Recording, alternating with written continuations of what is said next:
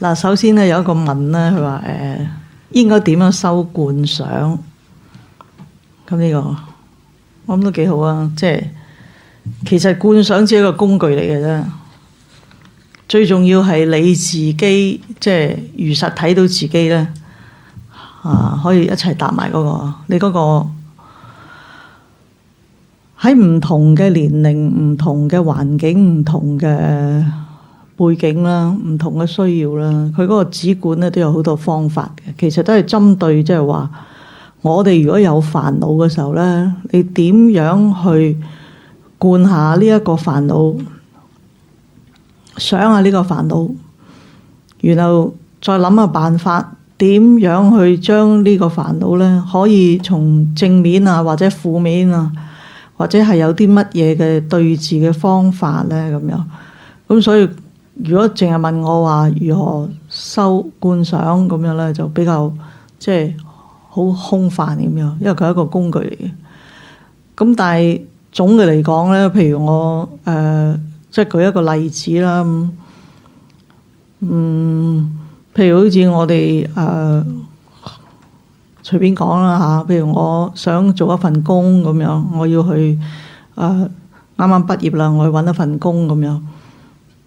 咁你首先要觀一觀啦，即係自己嗰個意願係點樣先？而家發覺好多人咧，佢由於冇去諗到自己嗰個比較清晰啲嘅一個要求，咁所以咧好多時就係會唔係好負責咁樣，或者唔係其實對自己都要負責嘅，即係唔係好負責咁樣就去做咁樣。但係喺嗰段期間裏邊咧，可能做咗好短時間，即刻又唔做啊，做第二度又唔做啊咁樣。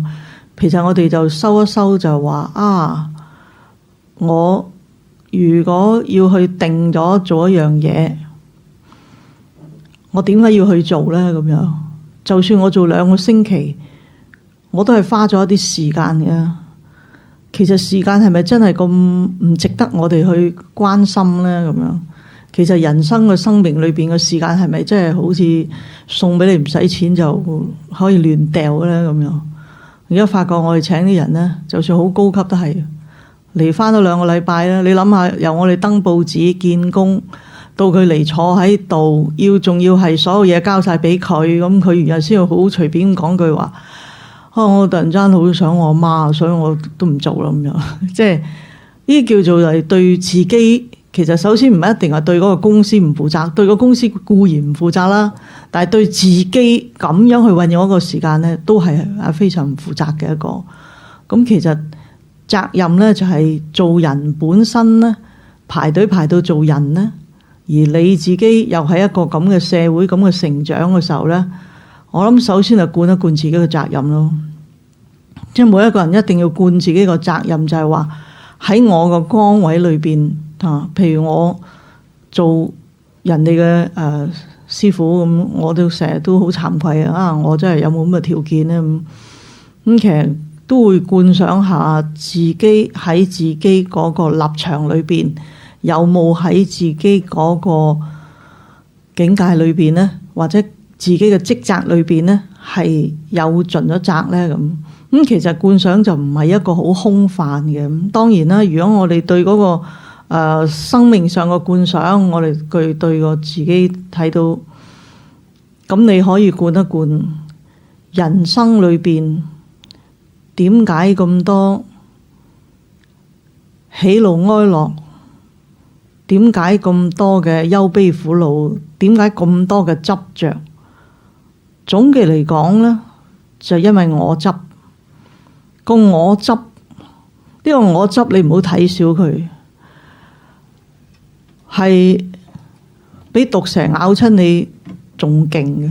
因為喺一個咁宏觀嘅社會裏邊，一個全球一體化嘅社會裏邊，你將我標籤咗自己係一個單元，而有一個好強烈就係覺得自己所諗嘅嘢、所做嘅嘢、所意識嘅嘢都係絕對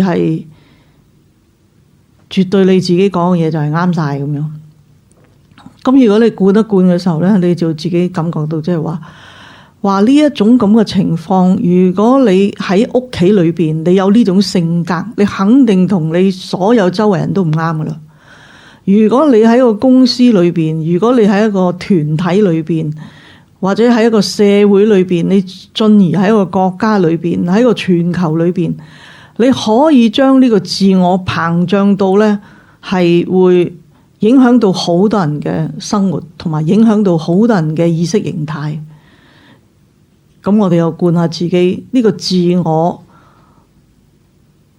當我哋諗一諗，就係話，如果我抽離咗自己，每事我都能夠抽離咗自己，咁你點抽離自己呢？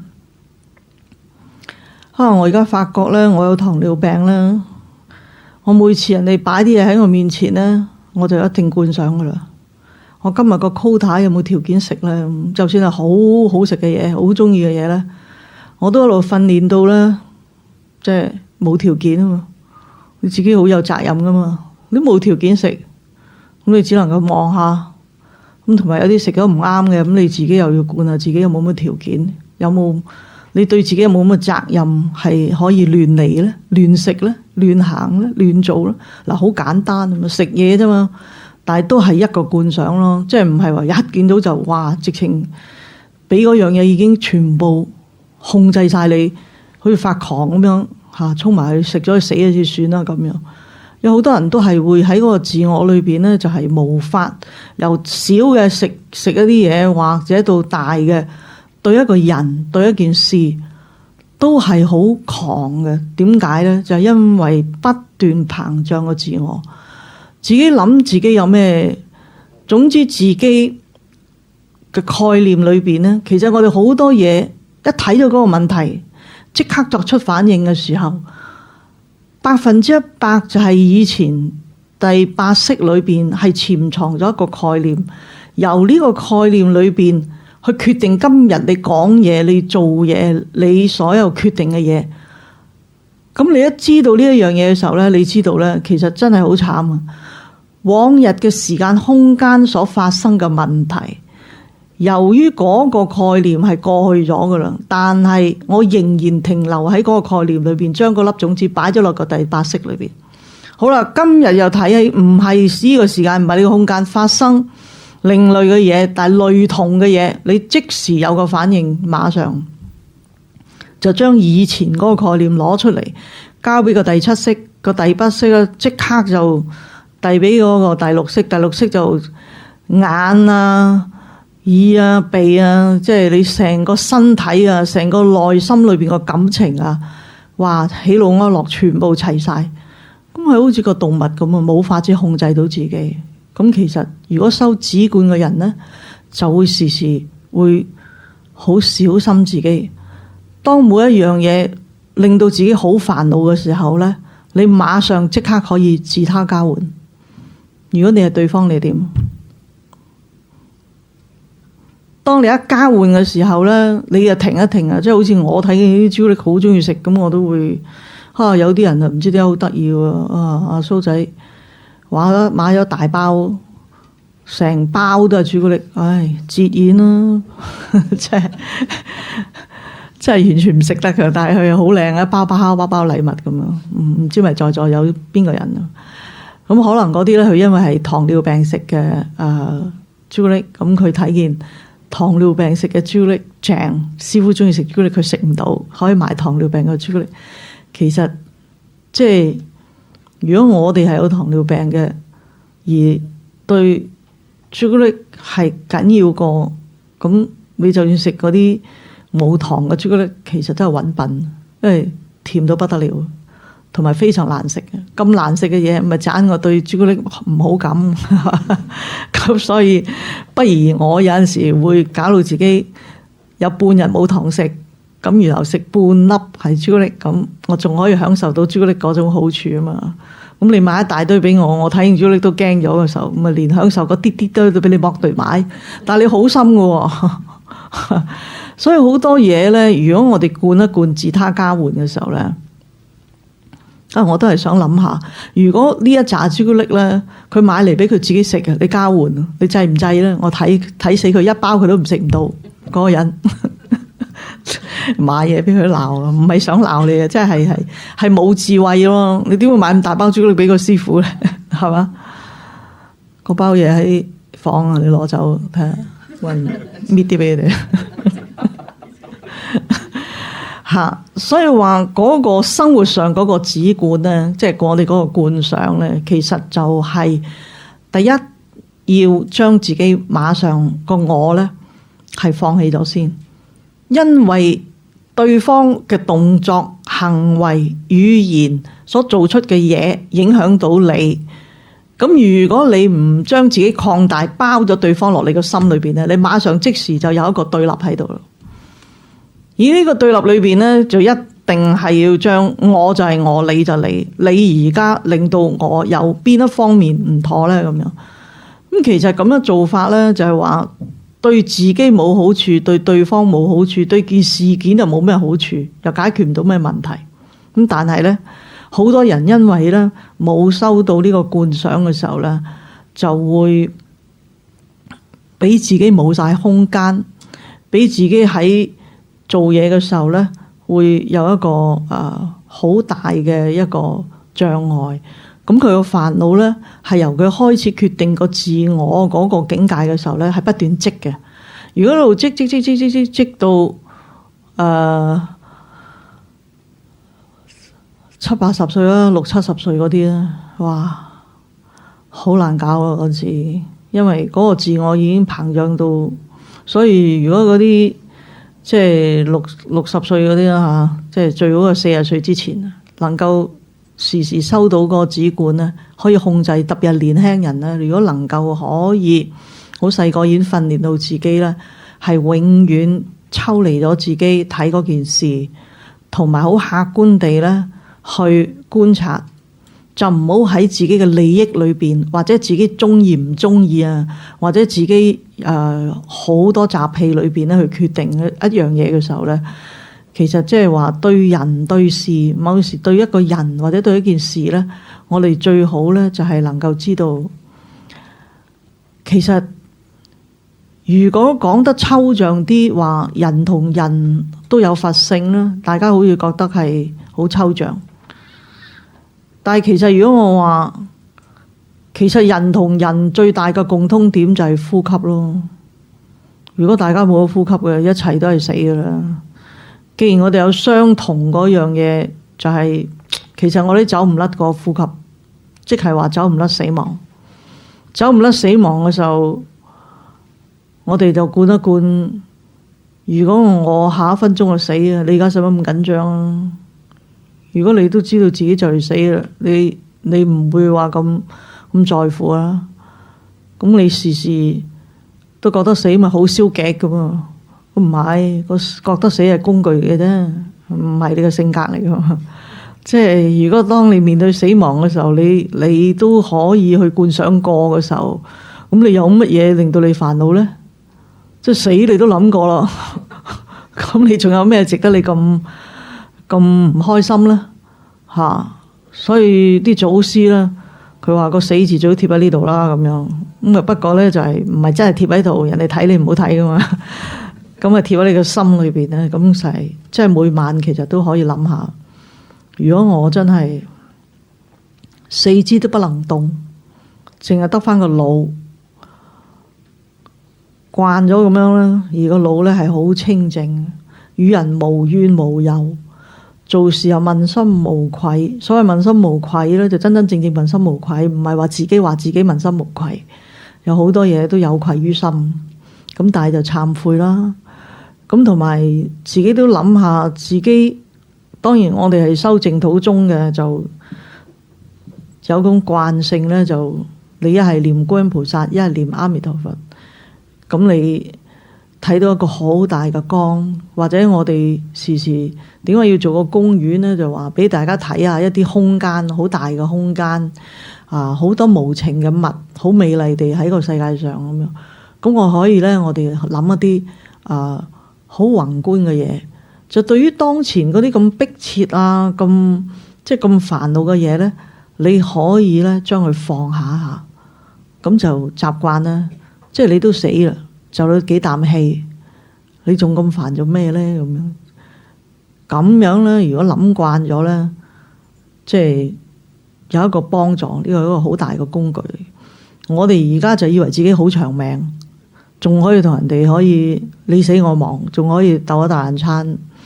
唉，其實你觀想一下，最惡嗰個咩台灣嗰個大佬，咪又係咁樣去咗咯，係嘛？最巴閉有錢嘅嗰個咁又咁走咗啦。有邊個走唔甩咧？就係呼吸啫嘛。你一呼口氣唔嚟，你就死梗嘅。所以喺自己嘅職責範圍裏邊，喺自己嗰個生活嗰個周邊嘅範圍同你一齊嘅時候，你一定要將佢包容咗喺你個心裏邊。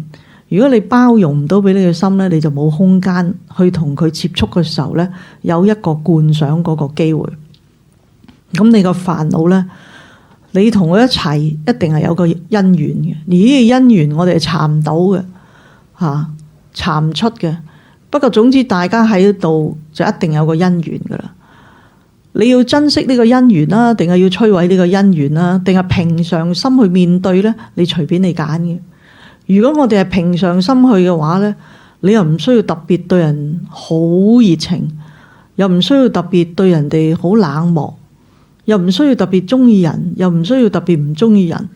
你只係話我喺呢個環節裏邊，我對大家有乜嘢用處呢？如果有一日我係完全冇用嘅，所以有啲人同我講話，我唔做得幾耐噶啦，師傅，我都要同你辭工噶啦。我望下佢個樣，辭工，唉，仲咁壯健，雖然係有啲腳痛下啫，就話辭工。所以有陣時如果熟嗰啲我都話得啦，你喺醫院掹一喉之後唔好做咯。咁其實真係嘅，我哋呢個身體我嚟做嘢噶嘛。如果我哋唔做嘢，對自己冇利益，對人冇利益，哇，好熱喎！係咪閂晒冷氣？因為你怕凍，佢唔得自他交換心。好多人係同自己着想嗱，我哋點解可以真係做到嘢咧？就係因為我每樣嘢都係一灌就即刻灌個大環境，再好快啊！你要訓練到自己。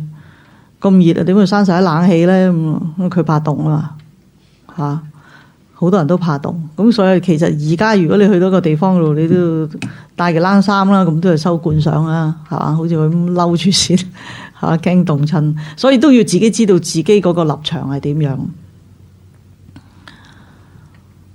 嗱，觀賞呢樣嘢咧，我諗係一個好空泛啦。不如大家喺呢個題目裏邊有冇啲咩特別要問呢？其實我主要都係想話，每一樣嘢我哋都要觀，就係話去睇。咁個層面呢，你可以將佢一層一層擴大佢，或者一層層擴高佢。即係好似你譬如而家我講緊一棵樹咁樣，其實我照紋面，我燒紋，我3分鐘就搞掂啦。但係哇，橫講、掂講、底講、面講，即係講極都仲係講緊棵樹咁。咁事實上係真係你唔可以咁輕鬆咁放過棵樹嘅。棵樹好多嘢睇嘅，而棵樹真係你橫睇、掂睇、直睇，尤其是而家我哋種緊樹，真係都好厲害嘅。每棵樹嘅性格唔同，每棵樹嘅要求唔同，每棵樹嘅形態又唔同，你點樣去服侍佢又唔同，但係佢代表啲咩又唔同，喺歷史嘅文化裏邊又唔同，所以變咗你對每一樣嘢你都係全方位去考慮佢，每一點好微細嘅嘢咧，你都會全方位去考慮嘅話咧，你個生命係好豐富嘅。你好少為啲好小事嘅嘢會搞到自己咁煩惱、咁猛、咁即係咁多糊里糊塗嘅嘢，就係因為你將自己拱埋牆角，將自己嘅心識係控制到自己係一個好細嘅生活範圍裏邊，個思維個想像，同埋將你嘅能量咧係局限到你自己中意唔中意。嗱，去到呢啲咁嘅境界咧，你已經冇他人喺你個心中存在咧，咁呢個係最危險嘅啦。呢個差唔多鬥一鬥，你已經一觸即發。咁其實呢啲咧已經係去到一種心理唔平衡，好容易咧就會一個心理病啊，跟住有抑鬱症啊，跟住有好多好多嘅煩惱就會一連串咁嚟。咁所以你就呢個已經係一個警告嚟嘅，所以你必須要咧就係遇到一啲問題嘅時候咧，你要俾自己有空間。嗱，咁講咧都仲係抽象，不妨就講下80年代返中國嚇，或者我哋可以講下而家我哋返中國㗎嘛，或者我哋去任何個地方咁我當我隨意咁樣嚇講個情況俾大家聽，咁俾大家決定啊，做啲示範咁。譬如我而家買咗張頭等嘅火車票，聞說呢個火車係全世界最新嘅。咁於是我租咗一個獨立嘅艙，咁啊帶住自己啲徒弟好開心咁啦。我啲徒弟話：你幾時啊？咁啊好開心入到去咁啊排隊咁啊上隊，因為我頭等啊嘛，有特別照顧捷徑路咁啊上隊，一路嗰種境界咧好如意，好舒服。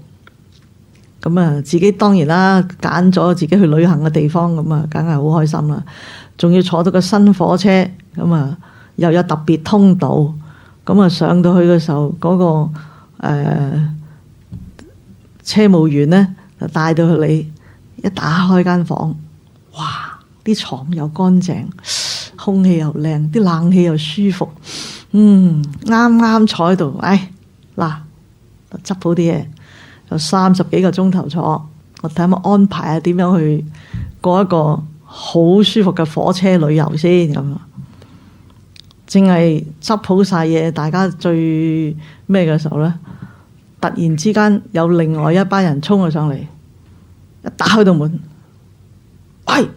你仲攞到我嗰張位啊？咁嗱，剛才嗰個咧就係天人境界。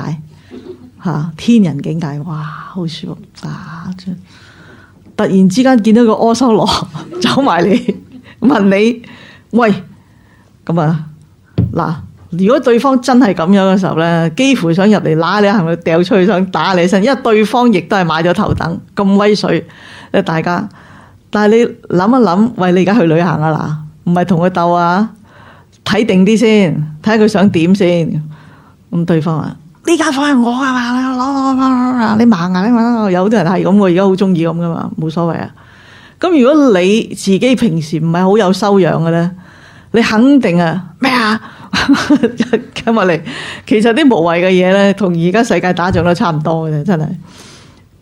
咁其實如果你最精嘅咧，就睇啊罐。如果你收紙罐一罐，咦嚇？因為阿修羅就最妒忌天人嘅。喺經裏邊講咧，就一日都打嘅。如果阿修羅同天打咧，即係呢個世界裏邊就世界大戰嘅。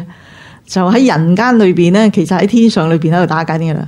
咁你話呢啲好迷信啦，唔使聽啊。咁但係經裏邊真係講話有啲人咧好得意嘅，佢係好似阿修羅咁樣，係好牢騷嘅，好爭嘅。咁於是話先生唔好意思，你攞張飛出嚟啊嘛，攞咪攞咯嚇，咁啊攞出嚟。咁你係喎，大家都係呢張喎，咁點啊？係唔理你咁多啦，總之我啦，即係總之咁你要睇定啲啊！嗱，你諗下，你有30幾個鐘頭噶啦，你對方係咁樣嘅，你走唔甩噶，大家上車一開咗就死緊噶啦。咁你係咪即刻要諗一諗，你自己要叫蝕底啊，唔蝕底啊，中意啊，唔中意啊？好多概念上嘅嘢咧，你馬上要將佢掉咗去之後咧，跟住成個人空晒之後咧，就好冷靜咁話：我唔緊要，我哋不如我哋同車長講講，睇係咪即係搞錯咗啦？我唔會去噶啦，你自己去啦。哇！我唔做戲嘥晒我真係。嚇，中意呢間嘢一定係我噶啦！哇，嘈晒。咁啊，唔緊要，你攞啲嘢出嚟。哦，好，咪攞翻出嚟咯。因為始終梗有得解決噶嘛。你諗住呢個世界始終有得解決嘅。既然對方喺當下裏邊，君子都不吃眼前虧。對方係阿修羅，你係天人。你如果同個阿修羅鬥咧，通常你就唔多夠佢鬥嘅，因為天人嗰個境界咧，就佢係避嘅多嘅，佢通説避，佢費事同佢鬥。咁如果覺得自己係天人嘅，咁都有翻啲天福咧，咁你就好啊！我即師，我攞翻啲嘢出嚟。即師佢話：點解啊？咁冇得解嘅，燒叫你咁啊咁啦，我冇計啦，你叫我，唉，冇辦法啦，咪攞啦，攞翻晒出嚟，擺晒喺個冷巷度。我話嗱，即師同我睇住啲行李啊！哇！對方話，bling bling推來，唉，睇完嗰間房，明明係自己可以好舒服噶啦，而家俾人掟咗出嚟。咁於是話揸住兩張飛啦，即使你有等等你俾張飛我等等，俾咪俾咯，俾攞住張飛，7號箱啊，記住7號箱有得傾，車長喺7號箱。咁啊，於是嗱，你由嗰個豪華卡一行到去隔離卡，你係第一卡、第二卡、第三卡、第四卡，去到第7卡咧，係有一段好長嘅、好漫長嘅路嘅喎。咁你由第2卡開始就睇到，哇！3層嘅喎，好逼嘅喎，哇！咁啊，一層兩層，兩邊3層，六個人已經全部望住你咁。咁原來呢啲人咧已經係我哋叫人啦，即係話佢哋都仍然係好快樂嘅，但係就瞓喺張床度，又要擒上去，咁啊啲嘢樣樣都狹狹窄窄咁啦。咁另外有好多人即係胡亂咁坐咁啊。咁你再去一層咧，就開始係硬座啦。咁呢硬座開始咧，初你行咧你仲唔覺，再去到嗰啲接近，因為嗰啲人趕住上車咧，全部堆晒喺某啲車艙嘅時候咧。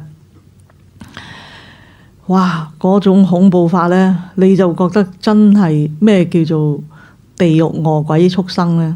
你就會睇到，就係真係連嗰個開門個地方兩邊全個地下冚唪唥坐滿晒人。你行嘅時候咧，加唔多你好似要跳過咁樣咁去行。咁你行到第5卡度，仲有2卡咧。已經臭到咧，即係人嘅臭味啦、煙嘅臭味啦、嘈啦，咁即係嗰個境界係完全唔同。咁如果你保持喺一個天人嘅時候咧，你就用一個觀賞嘅態度人生大家都係人，但係唔提個條件嘅時候，無論喺環境、空間，大家嗰個意識形態都係唔同。咁你可以一路行一路喺度修止觀啊。咁突然之間咧，有一個窗口打開咗，哇！好多人全部堆住，哇！出邊有檔嘢係買嘢嘅，咁啊全部堆咗真賣俾我賣俾我就嚟扯開啊！咁然後你睇到啲餓鬼咧，真係冇得食，但係咁搶係咁成嘅時候咧，你會睇到哇嗰種形態裏邊咧你就話你自己自己真係幸運啊！你就唔會再記得剛才俾人趕出嚟嗰種即係憤恨，你反而就會起一種大悲心，就係話其實同一個車廂，好似同一個環境裏邊，喺唔同嘅人、唔同嘅條件之後，就得到唔同嘅待遇。而自己今日喺呢一度嘅時候咧，即係會有種感恩啊！咁你去到同個車長去辯論嘅時候咧，係用一種平常心。去到第7號車廂，佢有張台，咁啊於是話咩事啊？係喎，我哋係頭等車廂，唔知點解會有就2張飛一齊有啱嘅，係咩？你等等先啦，揾車上嚟啦。而家啲人咧，如果你香港人出到去，哇，嗰種惡法啊，真係即係覺得我自己好巴閉啊，等啊咁而家你咪等咯。咁個車長嚟到咩事啊？冇啊，唔知點解會即係2張車飛一樣，人哋去咗咁好，我同你去睇睇啦咁。咁啊覺得呢啲係有個人喺度，係合情合理咁嘅人咁。於是咪行去嗰度一睇，呢張飛我買啊！對方梗係鬧我車呢個人呢個招，我車長咧如果知道咧冇得打我。哎呀，唔好意思，個7字爭咁畫，即係1即係1同7，你咧就喺第7號車廂咁邊個肯去咧？咁啊唔知是哪一個錯啦。咁啊，梗係即使執埋啲行李就去第7號車廂啦。第7號車廂近廁所啊嘛，又臭，隔離又嘈。第1號車廂梗係好啲啦。咁但係如果你唔係經過一個咁樣嘅系列，你可以經過個系列嘅時候咧，你會隨你諗乜嘢嘅。如果你個人咧冇自他交換心嘅時候咧，你就會覺得哎呀真係邋遢，哎呀你睇呢啲人都唔係人嘅，環境好多嘢。但係如果你一個生個慈悲心嘅時候咧，你會諗一諗，唉，我真係好感恩，我有咁嘅條件坐到呢度，去睇下嗰啲3等2等艙啊，自己喺個頭等艙裏邊，唔知咩因緣業力，要自己係去到第7號咁，但係畢竟都係有一個車廂俾自己，已經好幸運啦。如果唔係，如果咁鬥落去，有啲人一路由上車鬥到落車，咁大家都要去廁所噶，都係嗰個廁所啫嘛。咁你諗下嗱，無端白事係結個冤家，無端白事啊搞到個煩惱咧，就係根本唔係去旅行，突然之間咧就將呢一件事件咧喺成個旅行裏邊係不斷同人哋講，不斷講到翻嚟香港都仲繼續講，將所有成個旅行係忘記晒，淨係記得自己同嗰個人點樣霸到你嘅車廂。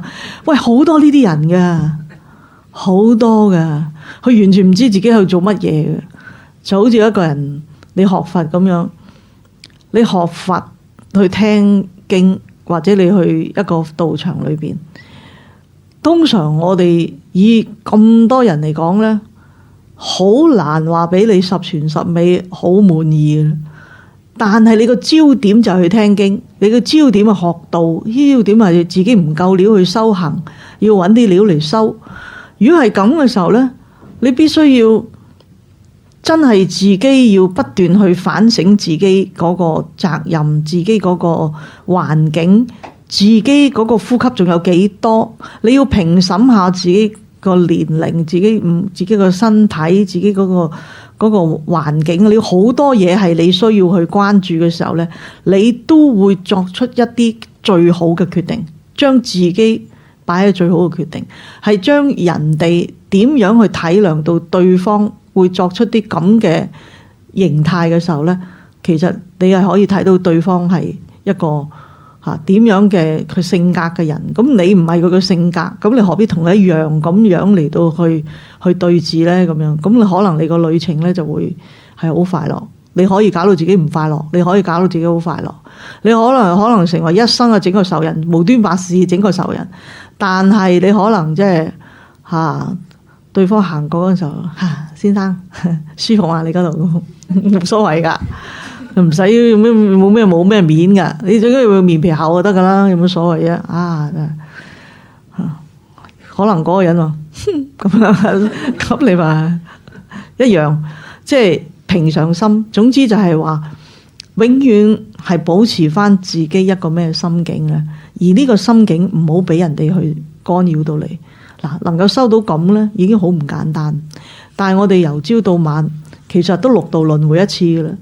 因為有陣時係天人境界，有時係阿修羅境界，有時就好似真係地獄嘅境界。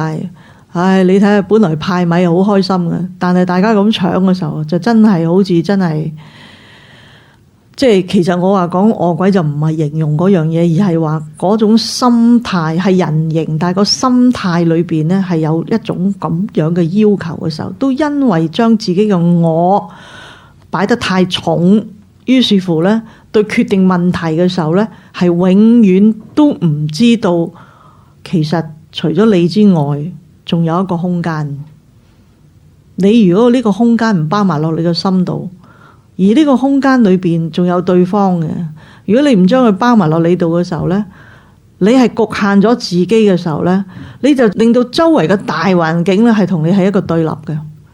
咁呢個對立嘅咧，其實個好處就係你喺當下裏邊，你覺得自己贏咗啊，或者自己好似泄咗啖氣啊，或者自己會抒發自己嗰個感覺啊，你可以好多你自己認為好滿意嘅得着佢對自己嘅評審，但係同整體嚟講係好蝕底咯。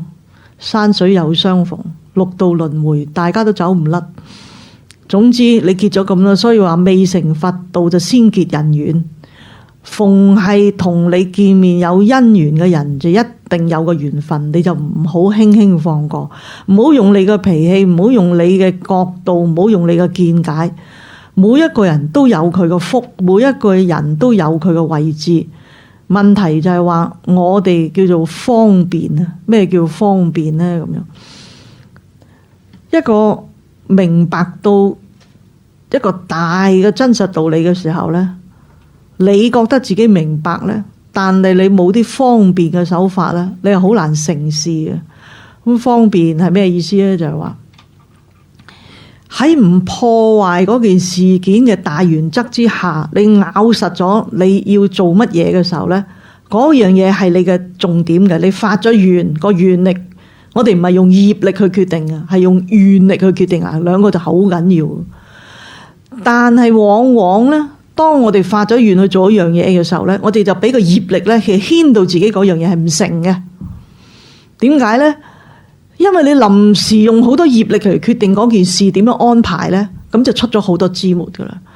因為我哋要修行成佛，都要經過無量劫。點解呢？就係咁多嘅機緣，咁多遇到嘅一個咁樣嘅情況之下，而考驗自己個決定，考驗自己嗰個內心世界，考驗自己嗰個願力係咪真係咁定，自己係喺個願裏邊。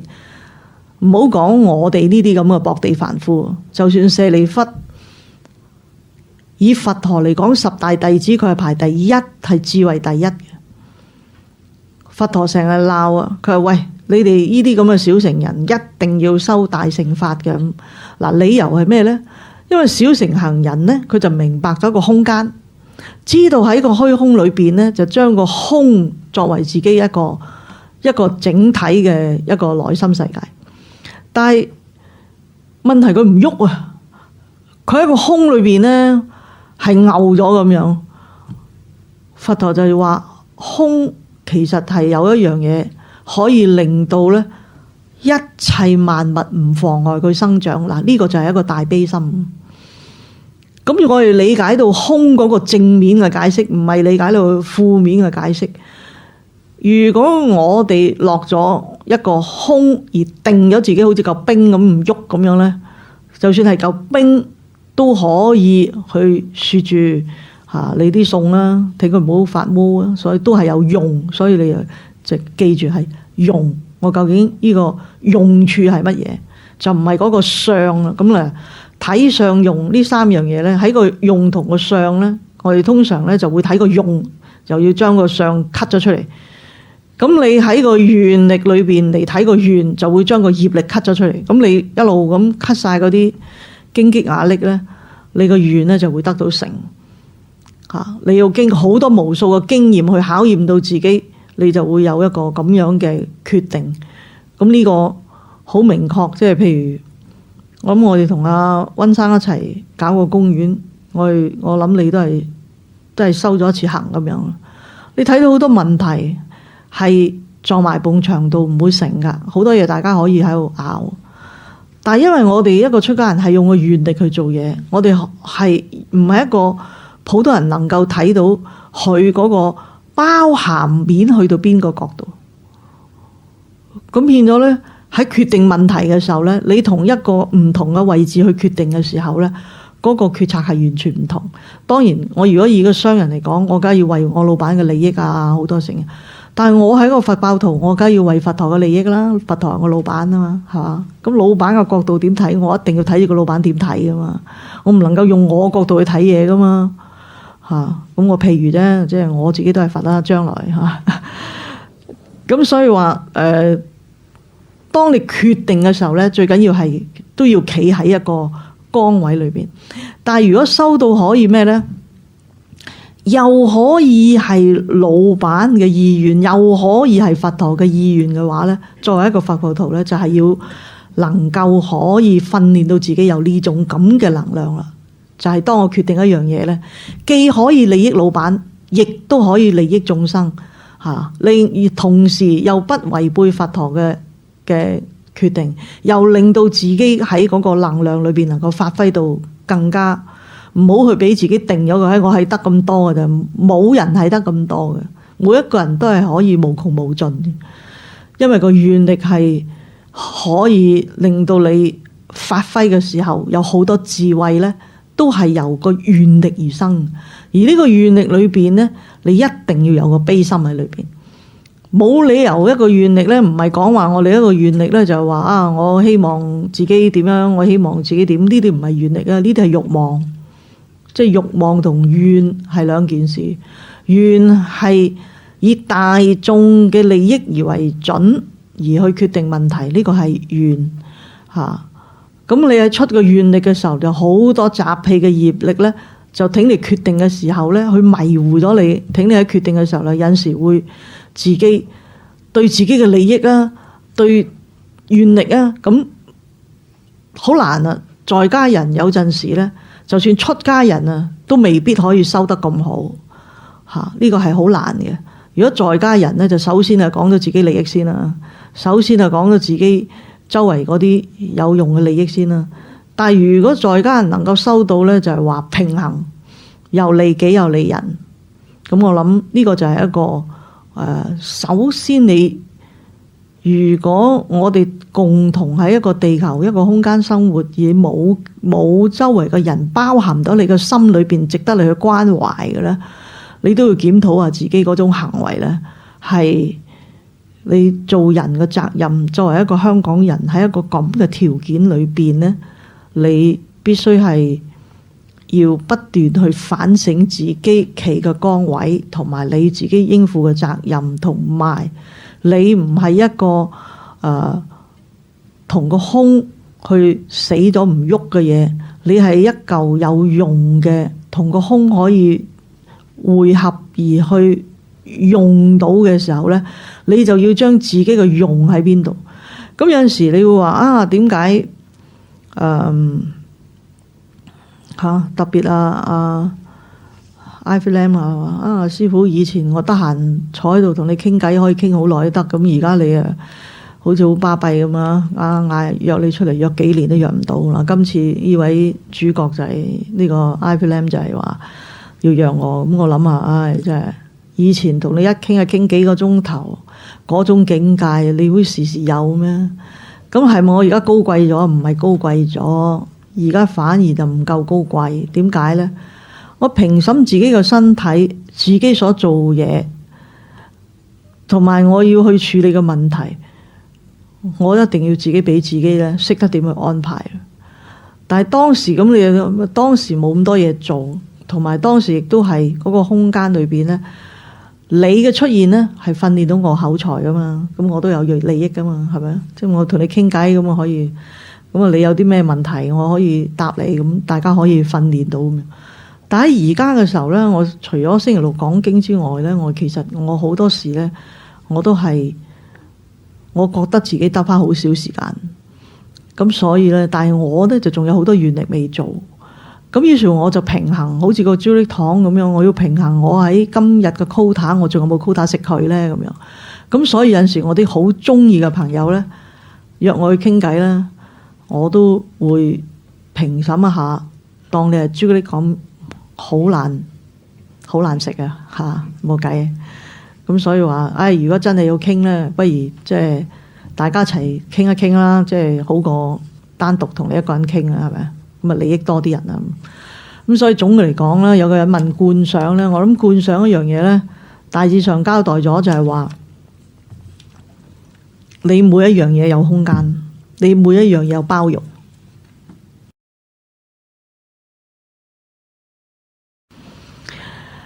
在諸懺悔經文中都提及道，如眾生能虔誠，一心不亂，依足文中所教持之法，誠心發露懺悔，則能脫離諸病苦。依弟子現階段之解釋理解，這是否從心理意識形態而言，因患者明白了患病嘅因果而能豁然接受病痛嘅煎熬，而真正嘅疾病依然存在。否則的話，則真正之佛弟子不需看醫生。哇，真係複雜啊！咁啊，唔係即係唔係咁講嘅，即係話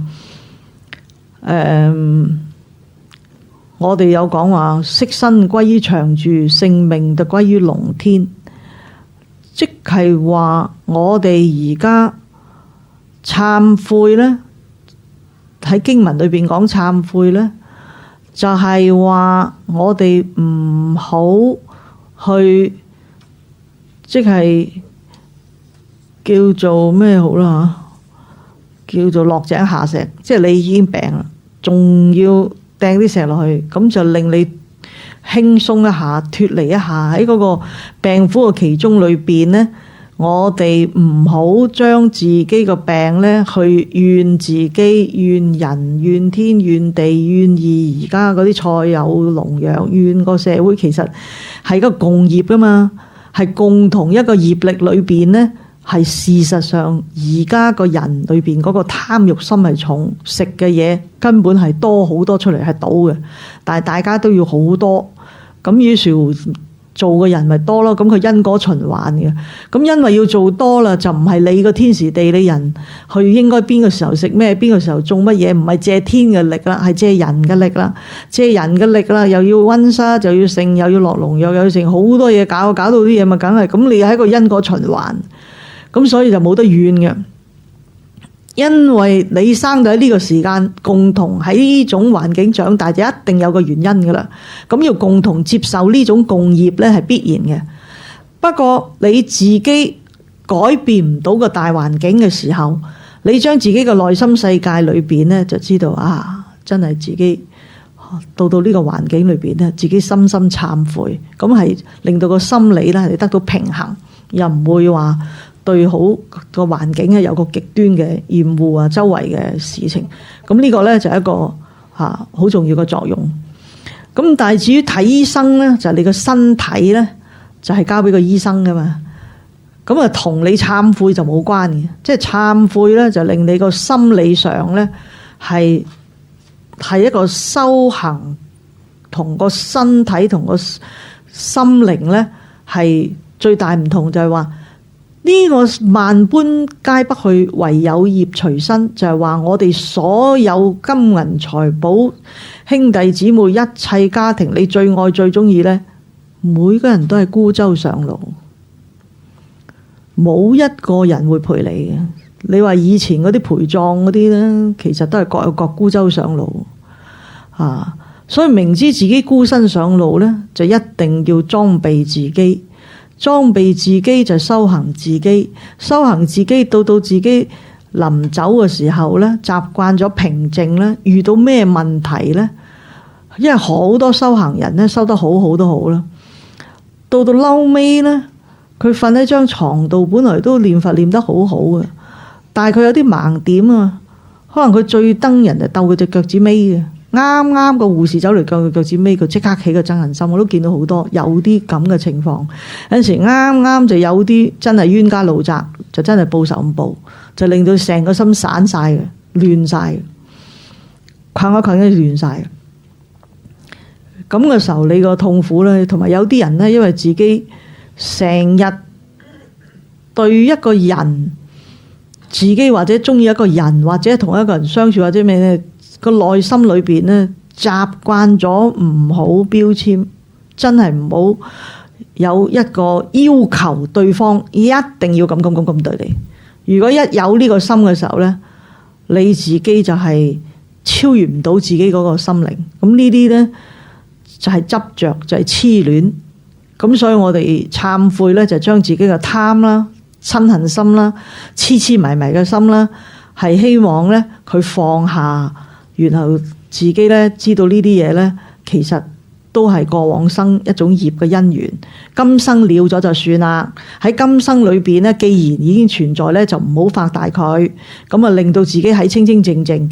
咁嘅時候咧，呢個懺悔發露懺悔咧，就純粹係點樣去令到你心情裏邊咧係定到落嚟，係把持到落嚟。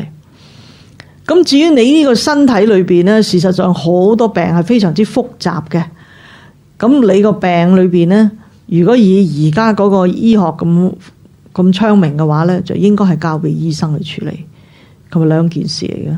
咁啊，所以就唔係話你懺悔就唔睇醫生啦咁樣，即係或者你咁呢啲其實係迷信，因為佛陀就醫生都係佢醫到你個病啊，醫唔到你個命。佛陀就醫到你個心，但係佢唔能夠醫到你個身，因為四大一定會分散，四大一定會不協調。我哋呢個地水火風呢個四大所形成呢個身體裏邊呢，係分分秒秒都係變化嘅，會唔變化都會氧化，所以佢自然就會產生好多毛病。所以你見病就唯有醫病，但係你冇命就冇得醫。但係個心呢，如果抱住一種好平靜、好和諧、好寧靜，所有貪嗔癡能夠放下嘅時候呢，你可以令你嘅願力，一個善嘅業力呢，係攝持喺呢個第八識田裏邊，喺一個無形嘅能量裏邊，再喺個虛空裏邊呢，再重現嘅時候呢，你會有一個好嘅境界咯。所以今生如果有機會遇到有方法唔俾自己煩惱嘅話呢，就把握呢個先至係資產，呢個先正係你嘅資糧，係可以帶得走嘅，其他嘢都帶唔走嘅。你個身體唔使死咧就唔得嘅，個身體一定死嘅，大家都係會死。一諗到大家會死咧，你個煩惱就少啲噶啦。咁死咗就乜都冇咩？唔係，死咗就乜嘢？如果你死咗仲將而家嘅煩惱帶住一齊走咧，咁啊實死嘅啫，就死多次嚇。但係如果你能夠放下，即係而家有機會學習到點去放下咧，就一定要今生把握，不定要今日呢一分鐘呢一秒鐘就知道呢啲全部係遊戲嚟嘅。你回想翻起過往嗰幾年發生嘅事，今日再諗翻，冚唪唥都係一場糊裡糊塗嘅無名莫名其妙嘅一個，即係你大到好似東德同西德咁樣，你諗下，即係嗰種慘法，起夢大場，大家唔係你死我亡，大家東德係嘛，即係但係終於幾年後睇翻打冧埲牆，大家而家咪融埋一齊。但係好多嘢就係出現咗，你係冇得講嘅。即係嗰段期間就係要大家唔係你死我亡，就係鬥到好似南北韓咁，即係行一行你都困一困都唔掂嘅。大家真係自己咁。而家今日你點會諗到兩個領導人，就算係睇到㗎啦，睇到嗰個南韓嗰個咧，就好似啲笑容都好似舒服啲。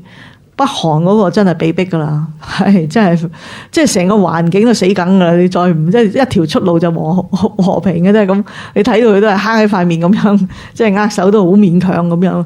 咁你睇到嗱，一啲係被逼嘅，一啲係心甘情願嘅。咁但係終於都可以有和諧。咁你係真啦，係假咁？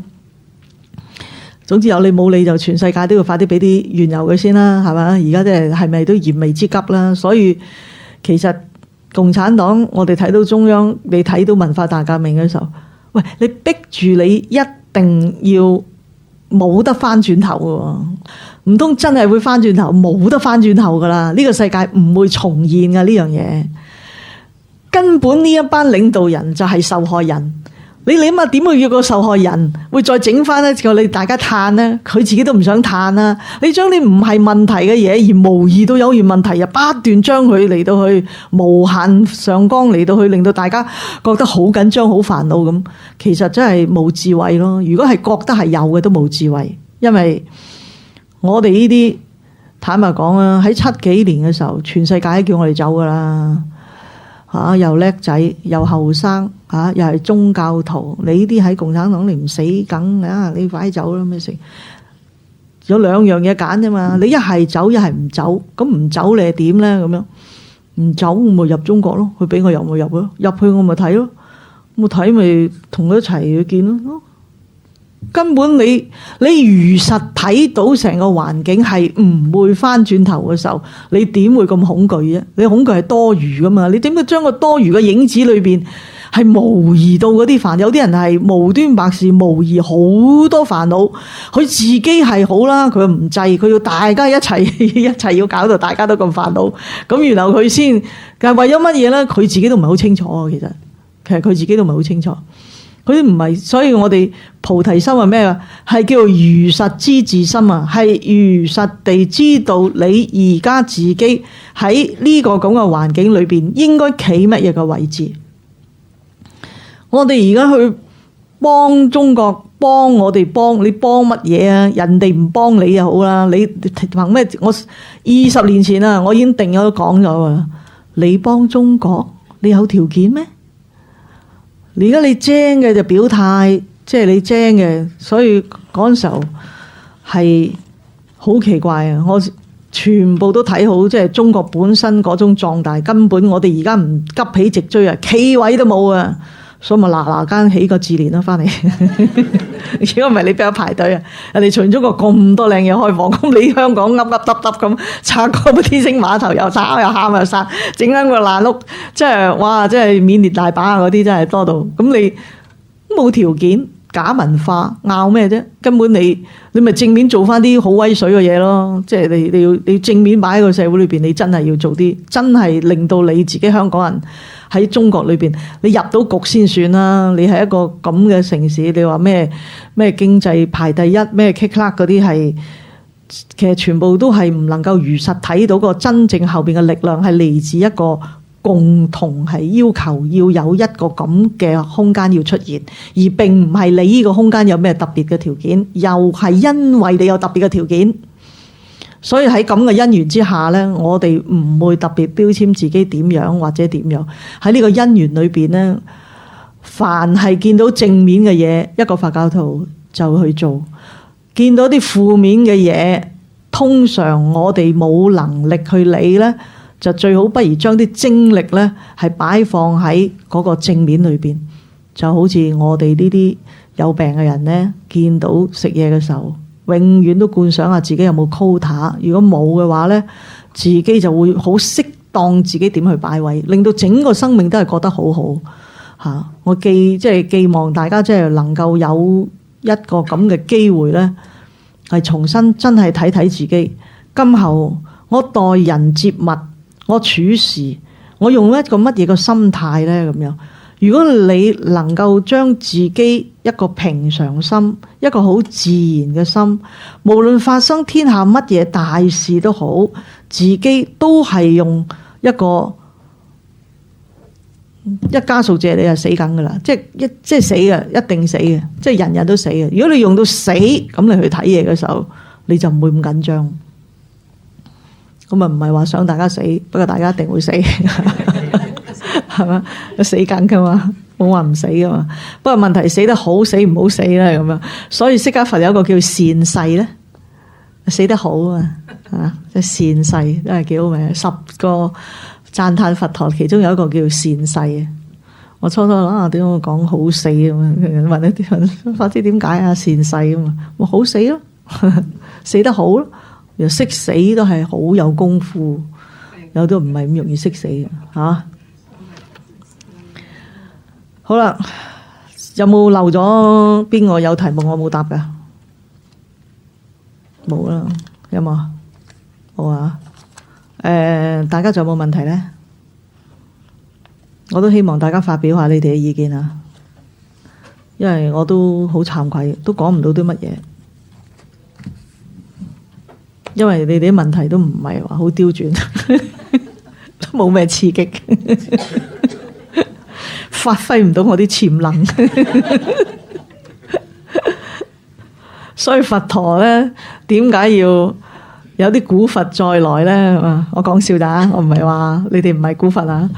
所以佢哋扮菩薩咧，其實在座坐喺度個個都唔識文，所以整個經典係個對話錄嚟嘅啫嘛，全部係由嗰啲在座嗰啲弟子咧，係代表住一班人都連問題都唔知喺邊度，唔好講話去解決問題，咁然後去問佛陀，咁佛陀咧其實就係、所以舍利弗啊、文殊師利菩薩啊、須菩提啊，咁全一講空嘅時候咧，須菩提會出現噶；一講啲類似般若智慧咧，舍利弗就出現啦；一講大乘佛法咧，文殊出現啦；一講呢個願力點行啊，普賢菩薩出現啦。咁佢係有一個方法咧，去將整個佛經裏邊咧，係隨住唔同嘅德目，就借住呢啲菩薩嚟到去問，咁令到在座嘅人咧全部都可以受益。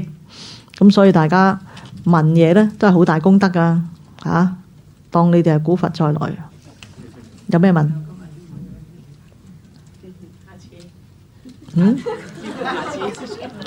下次講埋今次你聽晒呢啲，你做到下次俾功課我睇到你俾張單我，你喺呢個月裏邊發咗幾多次脾氣，有冇同人鬧人，捐咗幾多錢俾自憐？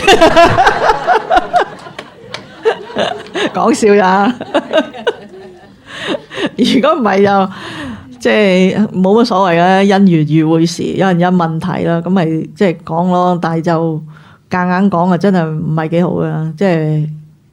正面聽我哋經，可能大家嘅煩惱都唔係咁多，嚟得呢度嘅人嘅煩惱都唔多噶啦，係咪啊？